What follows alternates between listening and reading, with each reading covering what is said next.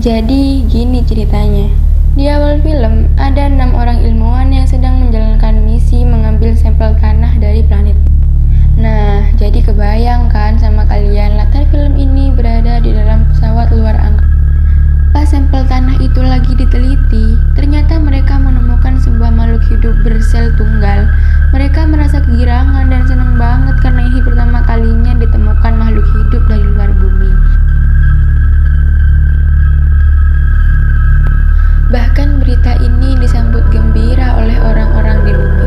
Kemudian makhluk itu diberi nama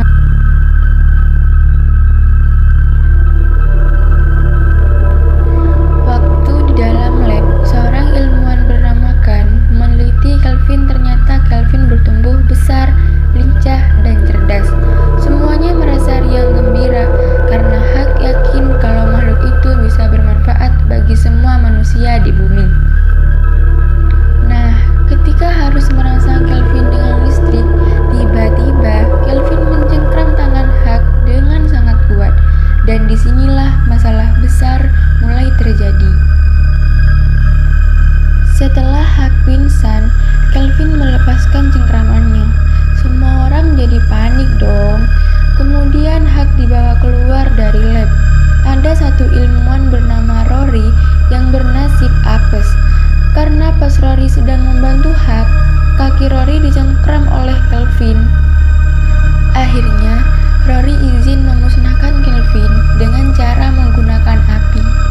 Tapi bukannya terbunuh, Kelvin malah masuk ke dalam mulut Rory dan akhirnya membuat Rory meninggal. Kasihan Rory jadi korban pertama. Kelvin berubah menjadi predator yang siap memangsa. Si Kelvin pun mencari jalan keluar dari lab itu. Kemudian mereka berusaha menutup ventilasinya, tapi terlambat. Kelvin berhasil keluar dengan masuk ke lubang ventilasi tersebut. Deg-degan gak tuh? Selanjutnya, ketika si komandan minta bantuan ke bumi, ternyata sistem komunikasinya bermasalah. Terpaksa si komandan harus keluar untuk membetulkannya. Kalian bisa tebak, ternyata si Kelvin menyerang komandan dengan merusak baju astronotnya hingga komandan tewas menjadi korban kedua. Kelvin berusaha masuk lagi ke dalam pesawat. Dia masuk lewat pipa pendorong. Dan untuk mencegahnya, mereka menyalakan pipa pendorong itu. Tapi akibatnya bahan bakar menipis dan membuat pesawat bergerak menuju bumi.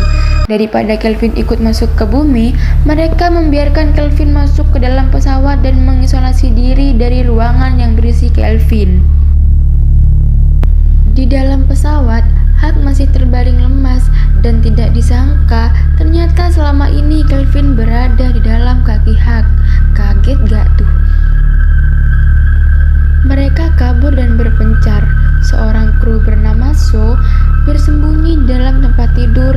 Karena Kelvin tidak bisa membunuhnya, Kelvin pun pergi meninggalkan So. Dan sialnya, dia malah bertemu lagi dengan Kelvin. So pun meninggal karena ketika membuka pendorong pesawat, ia diserang Kelvin dan membuat pesawat hancur.